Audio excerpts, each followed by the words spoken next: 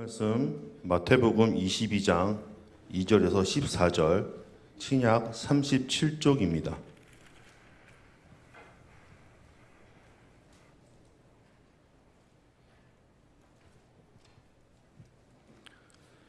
천국은 마치 자기 아들을 위하여 혼인잔치를 베푼 어떤 임금과 같으니 그 종들을 보내어 그 청한 사람들을 혼인잔치에 오라 하였더니 오기를 싫어하거늘 다시 다른 종들을 보내며 이르되 청한 사람들에게 이르기를 내가 오찬을 준비하되 나의 소와 살찐 짐승을 잡고 모든 것을 갖추었으니 혼인잔치에 오소서 하라 하였더니 그들이 돌아보지 않고 한 사람은 자기 밭으로 한 사람은 자기 사업하러 가고 그 남은 자들은 종들을 잡아 모욕하고 죽이니 임금이 노하여 군대를 보내어 그 살인한 자들을 진멸하고 그 동네를 불사르고 이에 종들에게 이르되 혼인잔치는 준비되었으나 청한 사람들은 합당하지 아니하니 내 거리 길에 가서 사람을 만나는 대로 혼인잔치에 청하여 오라 한대 종들이 길에 나가 악한 자나 선한 자나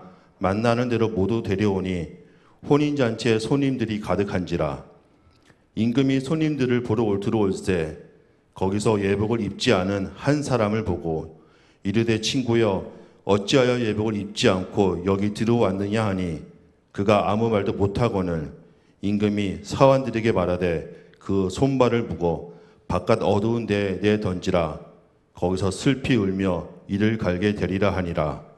청함을 받은 자는 많되 택함을 입은 자는 적으니라. 아멘. 아멘. 교회는 오늘부터 대림절로 들어갑니다. 대림절이라고 하는 것은 성탄절 전에 4주의 기간으로 성탄을 축하함과 동시에 다시 오실 주님을 기다리는 의미를 지닌 절기입니다. 그런데 여러분, 이 대림절의 색깔은 보라 색깔입니다. 보라색은 순환의 색깔과 참회의 색깔이기도 합니다.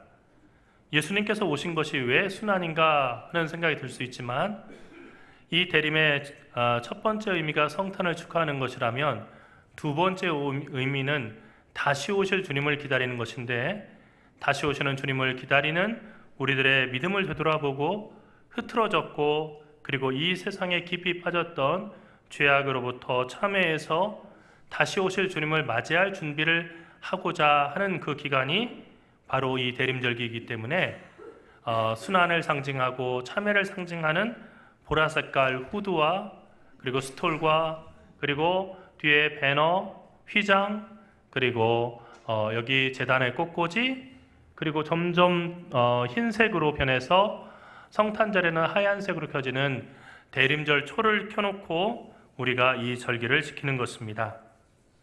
그리스도인은 단순히 교회를 다니는 사람이 아니고 어떤 교회의 멤버십을 가지고 있는 사람이 아닙니다. 교회는 헬스클럽과는 다릅니다. 여기에 멤버십 적을 두고 언제든 내가 나오고 싶으면 나오고 나오기 싫으면 말고 하는 것이 아니라 정말로 이 그리스도인이 된다고 하는 것은 그리스도를 삶 전체의 유일한 소망으로 삼고 살아간다는 것을 의미합니다. 그리스도가 우리의 소망이시라고 하는 것은 그리스도께서 부활의 첫 열매가 되셨기 때문이며 승천하신 그대로 이 세상에 다시 오셔서 심판주로서 주님께서 택하신 모든 사람들을 구원하시고 그렇지 않은 사람들을 심판하실 것이기 때문에 그렇습니다. 결국 대림절의 방점은 이미 오신 그분에게 있는 것이 아니라 다시 오실 그분에게 있는 것이고 대림절에 우리 성도들의 마땅한 태도는 기다림에 있는 것입니다. 우리는 늘 그분을 기다리는 사람들입니다. 자주 잊어버리죠. 더 중요한 일이 있는 것처럼 보이기 때문입니다.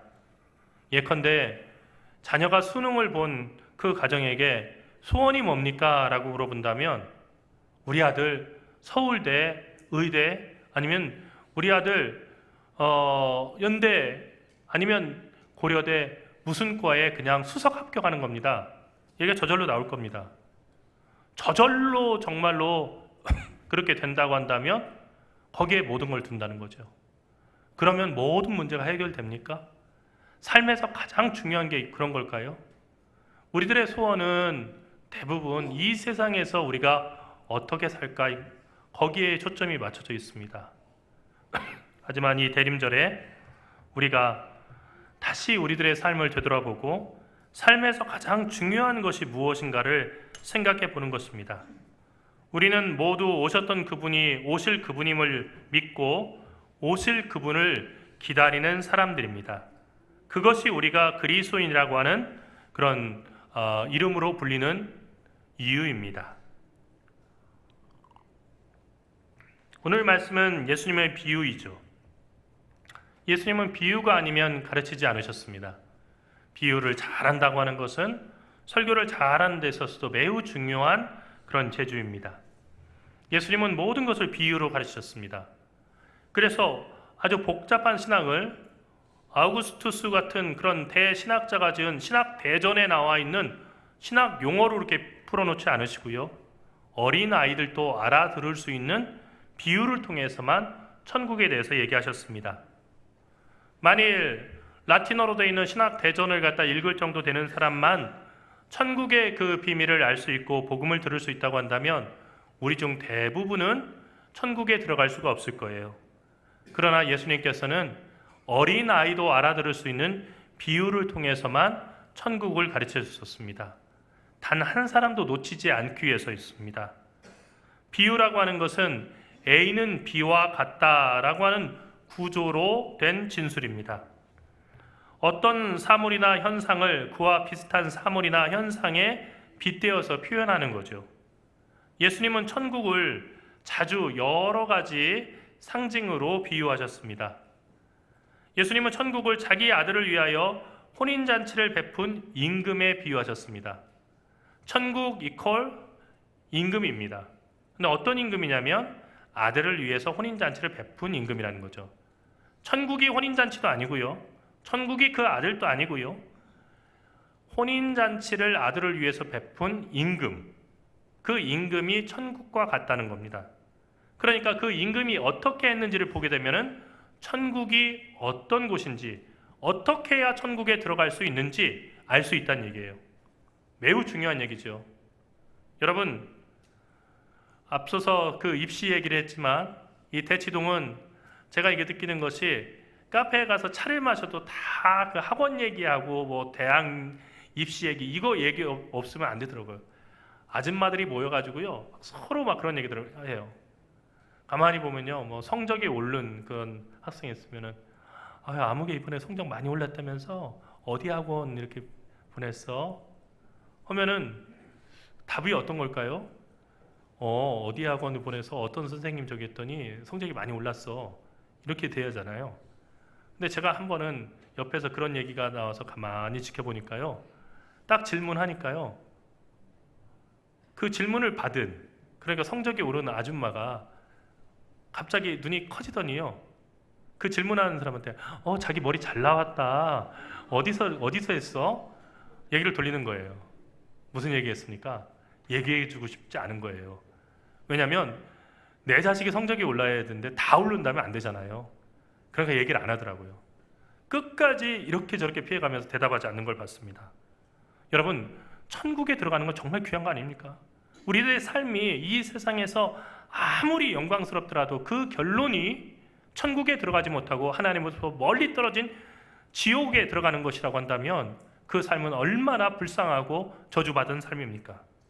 그래서 예수님께서는 천국을 갖다가 소유하는 것, 그리고 천국에 들어가는 것을 정말로 귀하게 여길 것을 얘기하시면서 오늘 비유를 말씀해 주셨습니다.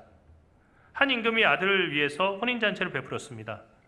그리고 종들을 보내서 초청장을 받은 사람들, 청함 받은 사람들, 그 사람들을 다 모셔오라고 했습니다. 그런데 종들이 가서 보니까요, 이 사람들이 혼인잔치에 오기를 싫어했습니다.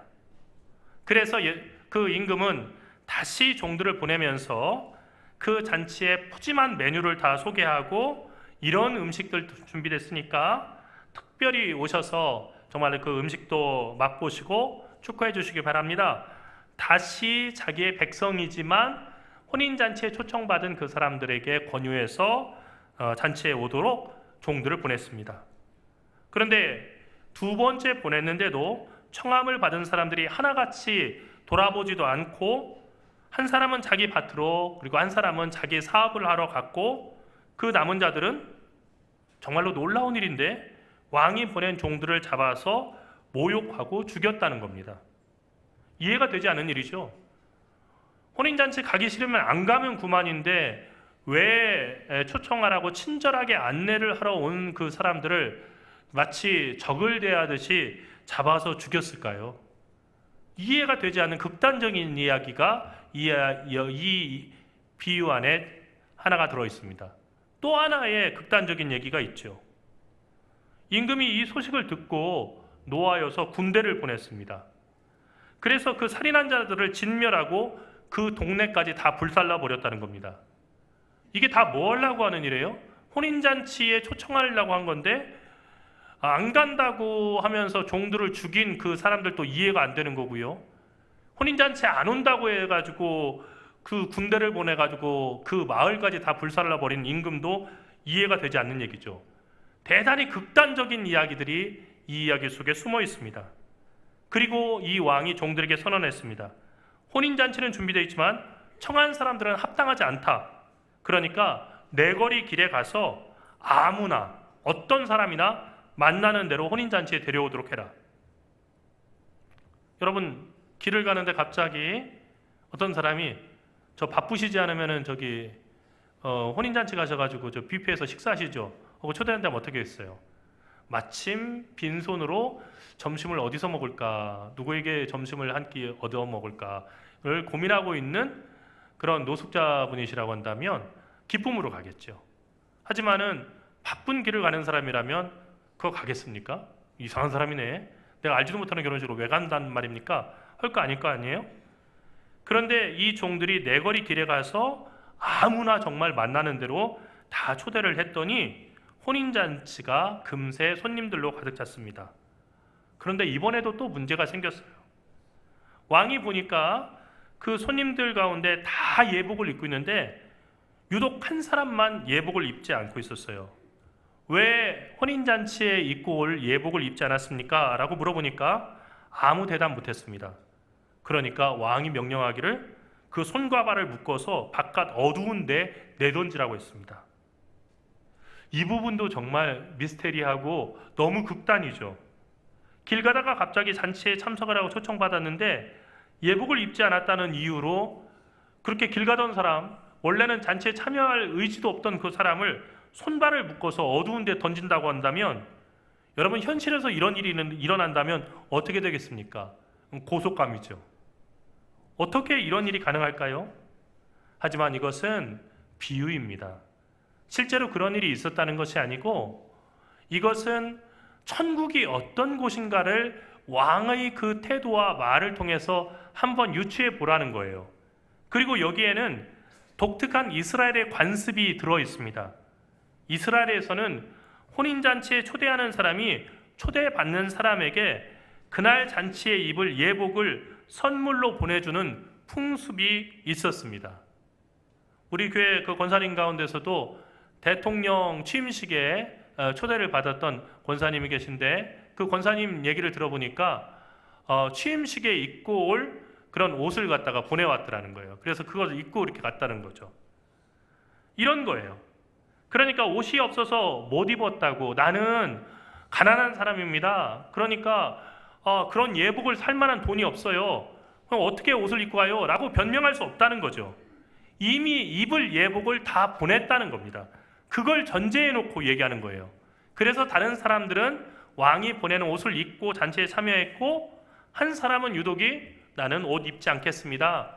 입던 그대로 가겠습니다. 내가 왜 이 옷을 입습니까? 나는 별로 이 옷 입고 싶지 않습니다. 하고 잔치에 참여한 겁니다. 여러분, 이 비유가 말하고자 하는 것은 어떤 것이겠습니까? 구약에서 신약에 이르기까지 이스라엘 역사 속에 나타난 하나님의 구원의 역사를 압축해서 요약해 놓은 것이 오늘 이 말씀입니다. 하나님은 모든 사람들을 하나님의 구원의 잔치, 메시아 잔치에 초대하기를 원하십니다. 그러나 태초 이후 유대인들은 모두 하나님의 아들의 잔치에 초대를 받았지만은 그 사람들에게 보냄을 받은 종들인 이스라엘의 예언자들을 박대하고 심지어는 돌로 쳐 죽이기까지 했습니다. 세례 요한에 이르기까지 수많은 예언자들이 와서 하나님의 뜻을 전했습니다. 여러분, 이렇게 살아서는 안 됩니다. 하나님의 그 잔치에 참여하기 위해서는 여러분이 가던 길을 돌이켜야 합니다. 그리고 하나님께서 허락하시는 의의 옷을 입으십시오 라고 권유했지만은 사람들은 그렇게 초대하는 하나님의 종들인 예언자들을 붙잡아서 죽이기까지 했습니다. 그래서 하나님은 종들에게 길에 나가서 아무나 혼인잔치에 초대하라고 하신 것입니다. 아무나입니다. 그래서 이방인들에게도 혼인잔치에 참석할 기회가 생겼다는 것이 이사야서와 그리고 요나서와 같은 구약성경에서 이미 예언된 말씀입니다. 하지만 초대를 받은 모든 사람이 손님으로 택함 받은 것은 아니라는 것입니다. 그러니까 오늘 설교 제목이 청함을 받은 자와 택함을 받은 자인데, 청함을 받은 자들은 많지만 택함을 다 받은 것은 아니고 택함 받은 자는 따로 있었다는 것을 의미하는 것이죠. 분명히 하나님은 잔치에 참여할 사람이 입을 옷을 초대받은 모든 사람에게 보내주셨고 보내주시지만 그 옷을 입지 않은 채 잔치에 참여하는 사람이 있었다는 것입니다. 그 사람은 잔치에 참여할 수 없었습니다. 이 비유가 우리에게 주시는 말씀은 어떤 것입니까? 첫 번째로 하나님은 우리를 모두 그 영광스러운 아들의 혼인잔치에 초대해 주셨다는 것입니다. 우리는 아무나입니다. 우리는 하나님을 알기 전에는 아무나에 해당하는 사람이었지만 하나님은 우리를 특별한 사람으로 삼으셔서 왕의 손님이 되게 하시고 그 손님으로서 입을 옷을 보내주셔서 우리의 조건과 상관없이 메시아 그 잔치에 참여할 수 있게 하셨습니다. 여기에는 인종이나 계급이나 출신이나 외모나 학벌이 따로 없습니다. 여러분, 가방끈 긴 사람들만 천국 갈 수 있다고 한다면 공부를 못한 사람은 천국 갈 수 없을 거예요. 그러나 이것은 하나님의 선택이 아닙니다. 여러분, 인종을 가지고 만일 판단한다고 한다면 여러분, 어떤 사람들이 갈 수 있을까요? 흑인 노예 제도가 아직 있었던 당시만 하더라도요, 미국 남부의 그 목사들은 어떤 설교를 했냐면요, 하나님께서 구원하시기로 택하신 사람들은 백인들입니다. 백인이 아닌 사람들은 구원받는 백성이 아닙니다. 인간과 비슷하지만 유인원이 인간과 비슷한 것처럼 비슷할 뿐이지 저들에겐 영혼이 없습니다. 그러므로 흑인들을 죽이는 그것은 사람을 죽이는 살인과는 다른 겁니다. 그렇게 설교를 했습니다. 백인들만 구원받았다는 거예요. 하지만 여러분, 우리는 성경의 말씀을 통해서 이러한 미국 남부에 있는 그 당시 목사들의 설교가 얼마나 잘못된 것인가를 알고 있습니다. 그런데 아직까지도 우리 그 교회 안에는, 한국 교회를 포함해서 세계 여러 교회들 안에는 보이지 않는 차별들이 있습니다. 이 사람은 교회에 다니고 구원받게 합당하지만 저 사람은 구원받게 합당하지 않은 더러운 죄인이고 저 죄만큼은 하나님께서 용서해 주지 않는다고 하는 죄를 서로 지적해가면서 그 사람은 우리와 같은 형제가 아닙니다 하고 차별하고 살아가는 거예요. 여러분, 그것이 정말 성경적이겠습니까? 우리가 여러 가지로 고백하건대 하나님께는 용서하지 못할 죄가 없고 어느 사람이든지 누구든지 하나님 앞에 나와서 용서함 받으면은 주의 구원받은 백성이 될 수 있다라고 고백함에도 불구하고 우리는 어떤 죄는 용서받지 못하고 어떤 죄는 용서받을 수 있다라고 스스로 룰을 만들어서 그 교회의 문턱을 높이고 그 사람들을 오지 못하도록 하는 것입니다. 이것은 하나님의 뜻이 아닙니다. 하나님은 모든 사람들이 하나님 나라의 잔치에 참여할 수 있도록 종들을 보내서 기회를 주시고, 그리고 오늘 또 주의 종들을 통해서 강단을 통해 정말로 이 세상 모든 사람들이 하나님의 잔치에 초청받도록 다시 부르고 계신 줄 믿습니다. 두 번째로, 초대를 받았지만 택함받지 못한 사람들이 많다는 것입니다. 첫 번째는 첫 번째 초대받았던 그 사람들이 전부 다 택함을 받지 못했고요. 두 번째, 아무나 초청해서 길거리에서 부름받은 사람들 가운데서 그 예복을 입지 않은 사람들이 택함을 받지 못했습니다. 왜 택함을 받지 못했을까요? 하나님께서 주신 은혜를 거부하고 거듭나지 않은 옛사람의 모습대로 옛사람 그대로 살아가고자 고집했기 때문입니다. 잔치에 참여한 사람들 가운데 여러분, 의로운 사람들만 그 잔치에 참여하고 범죄 기록이 있거나 더러운 사람들은 잔치에 참여할 수 없다라고 이야기한 것은 아니라는 것을 기억할 필요가 있습니다. 또 길거리에서 막 데리고 왔는데요, 몸에서 데오드란트나 아니면 향수 냄새가 나는 아주 좋은 냄새가 나는 사람들은 다 들여오고, 몸에서 냄새 나고 막 땀내가 쩔어가지고 도저히 옆에다 앉혀놓을 수 없는 사람들은 다 나가라고 하지 않았다는 것도 주목해서 볼만합니다. 잔치에 참여한 사람들은 길거리에 가던 그대로 부름받아서 잔치에 참여했습니다. 다만 그들에게 한 가지 변화가 있었는데, 그들이 겉에 걸치고 있던 옷을 잔치 예복으로 갈아입었다는 것입니다. 잔치에 참여한 사람들이 갈아입은 이 예복은 신분의 변화를 의미합니다. 여러분 생각해 보십시오. 결혼식 때 신부들이 아주 아름다운 드레스를 입게 됩니다. 그리고 티아라라고 하는 작은 왕관을 쓰기도 합니다. 그날만큼은 왕비가 되는 거예요. 그리고 가장 아름다운 옷을 입고 오는 겁니다. 가장 민폐 중에 민폐가 신부 친구들 가운데서 하얀색 옷을, 아주 멋진 그 명품 옷을 입고 와가지고 주목을 받는 거. 이거 정말 그 패기치는 거죠.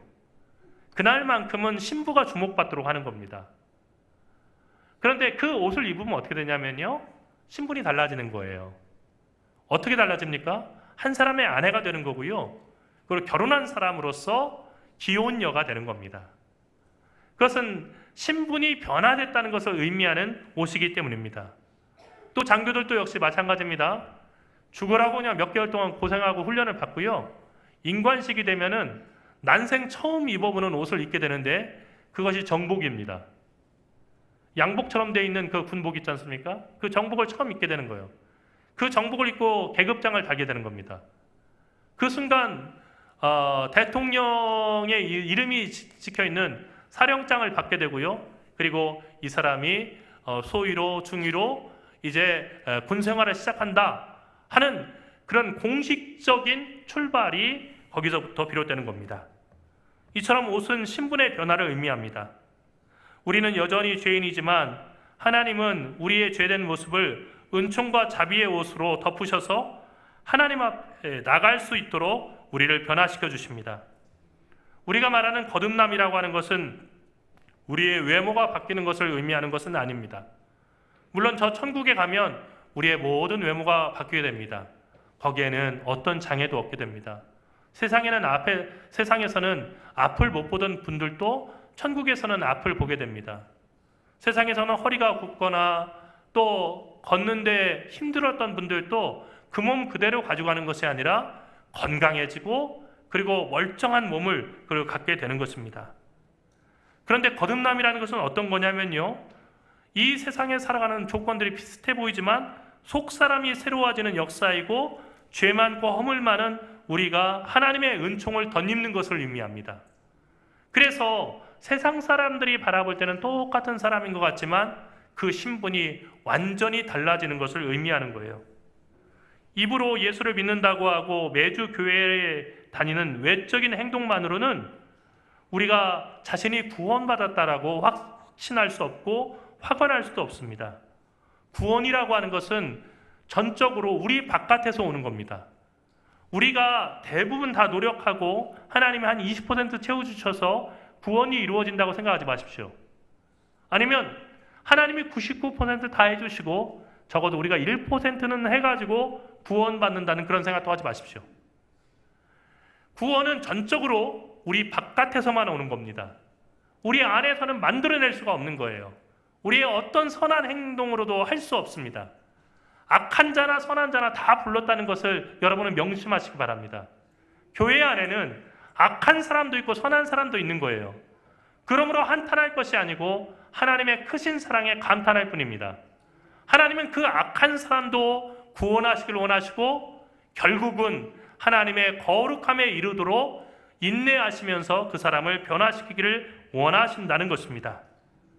그러므로 구원은 하나님께서 입혀주시는 옷, 용서와 긍휼로 우리를 의롭다 하시고 자녀 삼아주신 그 표징이 되는 옷을 입을 때 우리에게 이루어지는 것입니다.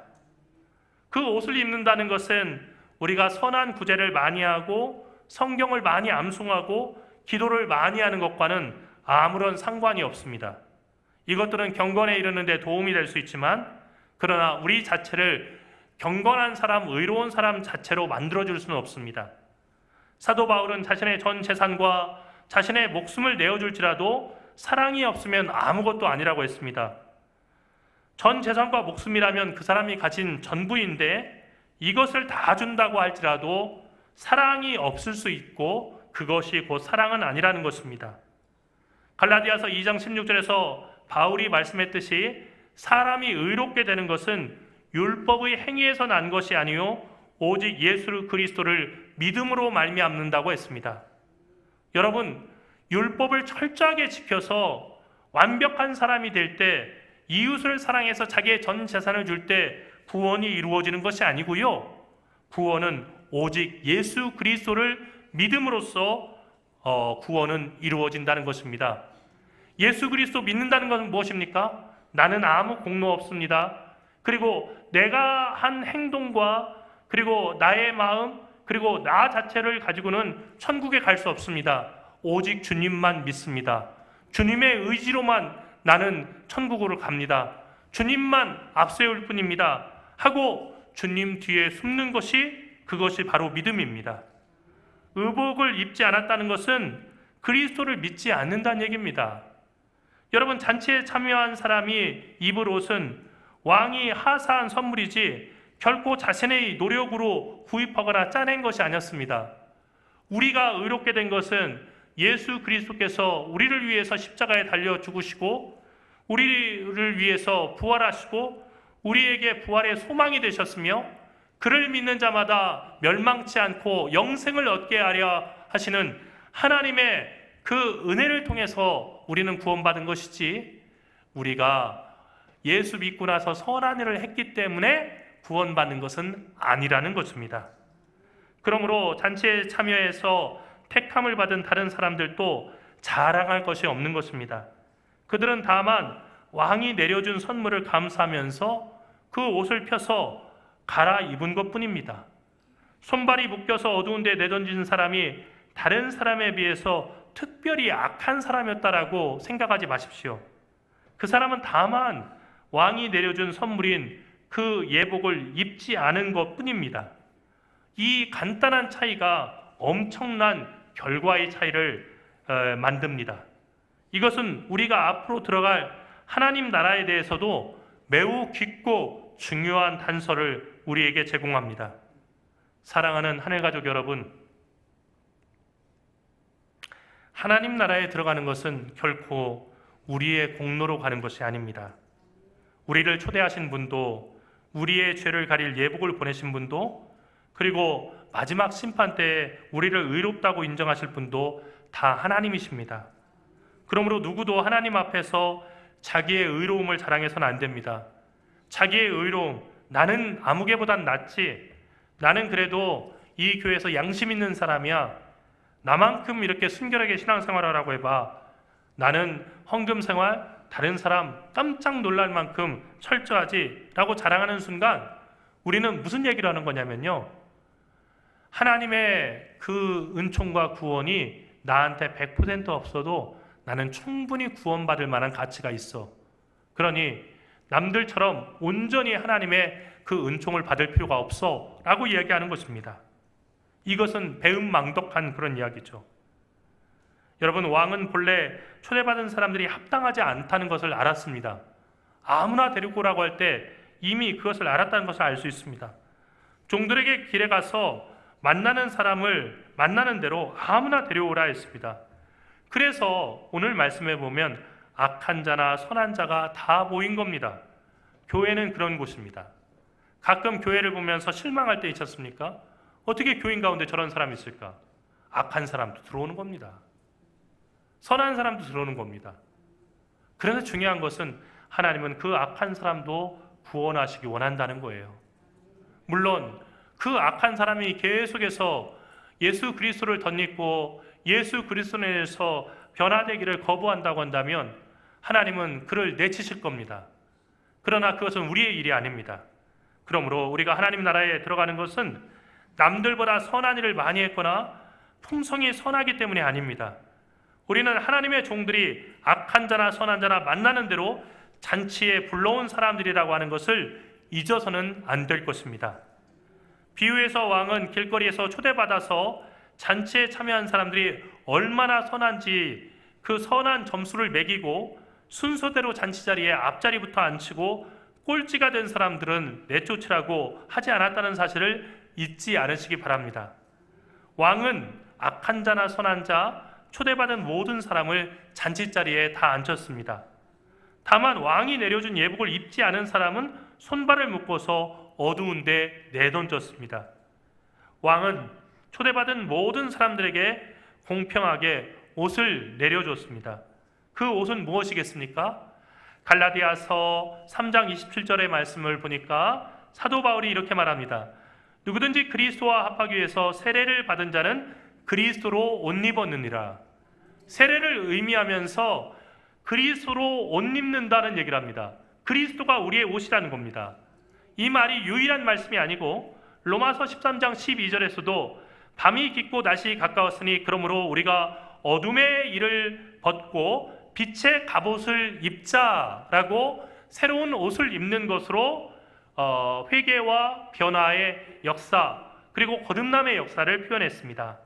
또한 13장 14절에서 오직 주 예수 그리스도로 옷 입고 정욕을 위하여 육신의 일을 도모하지 말자 이렇게 얘기함으로써 빛의 갑옷이라고 하는 것이 다른 것이 아니라 예수 그리스도라고 하는 것을 사도 바울이 분명히 얘기했습니다.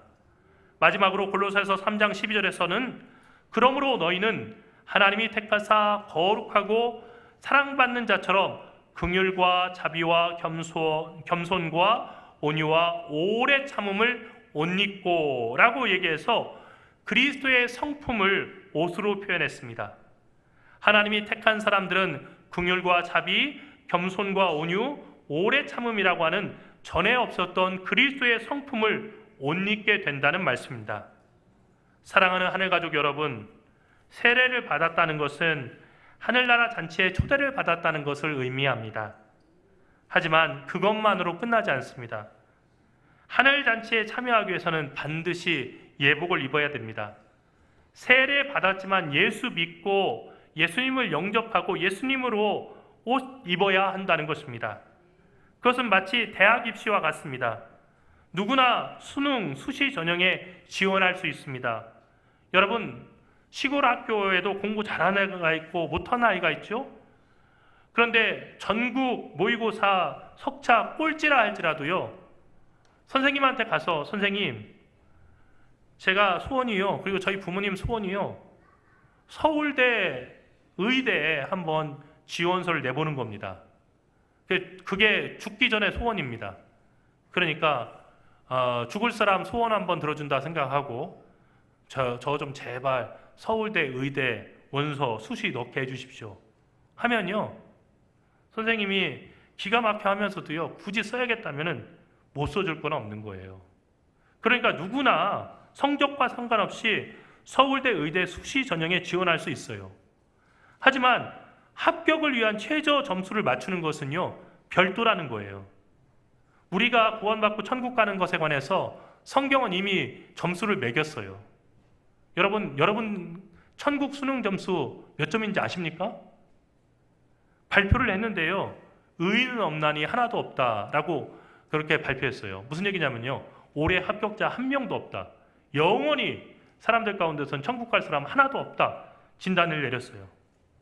그러니까 우리가 구원받고 천국 가는 것은, 이것이 수능 시험이라고 한다면 우리는 전부 최저 점수를 맞추지 못해서 그 수능 수시에 합격하지 못한 그런 낙제생들입니다. 그런데 그 순간 하나님께서 우리에게 한 가지 놀라운 구원의 길을 내려주셨는데요. 예수 그리스도를 옷 입게 하셨어요. 예수 그리스도를 옷 입는 순간 우리의 부족함을 보지 아니하시고 우리의 약함을 보지 않으시고 우리가 옷 입은 예수 그리스도를 보시고 우리를 판단해 주신다는 거예요. 그런데 예수님은 어떤 분이에요? 이 세상에 오셔서 33년 사시는 동안 내신 성적 다 1등급이에요. 만점입니다. 그리고 십자가를 지고 죽음을 당하시는 그 고난, 그 수시 시험을 치를 때 수시 만점이 등장했어요. 역사상 최초였습니다. 그리고 수능 점수 실수에서 하나도 틀리지 않았어요. 그래서 어떻게 되냐면요, 내신, 수능 모두가 다 만점인 상태가 된 거예요. 그래서 어떻게 됐어요? 예수님의 점수가 우리의 점수가 된 거예요. 그래서 우리는 본래 하나님의 나라에 들어갈 수 없는데 예수님을 옷 입은 그 사람은 예수님이 맞은 점수를 가지고 하나님의 나라에 들어갈 수 있게 됐다는 거예요. 사랑하는 성도 여러분, 자신의 의로움만으로 천국에 들어갈 수 있는 사람은 단 한 사람도 없습니다. 그래서 우리는 절망해야 합니다.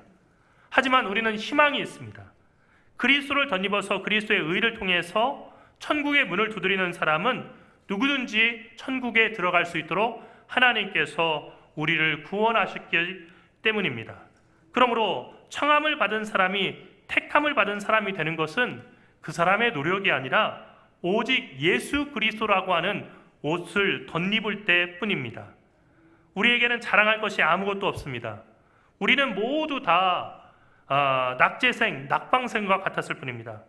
하지만 우리가 감사하고 감사할 일은 그리스도께서 우리의 옷이 되셔서 우리가 그리스도를 덧입는 그 순간 모든 것이 달라졌고 하나님과 화평을 이루며 이제 우리는 천국을 바라보고 천국을 들어갈 수 있는 사람으로 그 때를 기다리는 사람이 되었다는 것입니다. 기도하겠습니다. 살아계신 하나님, 은혜와 사랑을 감사합니다. 자격 없는 저희들을 부르셔서 하나님의 놀라운 은총으로 감사하시고 예수 그리스도라고 하는 새 옷을 입게 하셔서 죄인된 우리가 하나님 앞에 은총 있고 구원받아 새 삶을 살아갈 수 있도록 인도하심을 감사드립니다. 주님, 예수 그리스도 외에는 다른 어떤 것도 우리가 자랑치 않게 인도하여 주시옵시고 그리스도만을 바라보고 그리스도만 의지하며 또 그리스도 때문에 담대해지고 그리스도 때문에 빛된 자녀의 삶을 살아갈 수 있는 저희 모두가 되게 인도하여 주시옵소서. 아무 공로 없으나 그리스도 예수를 통해서 우리를 구속하시고 우리를 의롭게 하사 우리를 받아 영접하여 주시는 하나님의 은혜에 감사하며 사랑하신 예수 그리스도의 이름으로 기도하옵나이다. 아멘.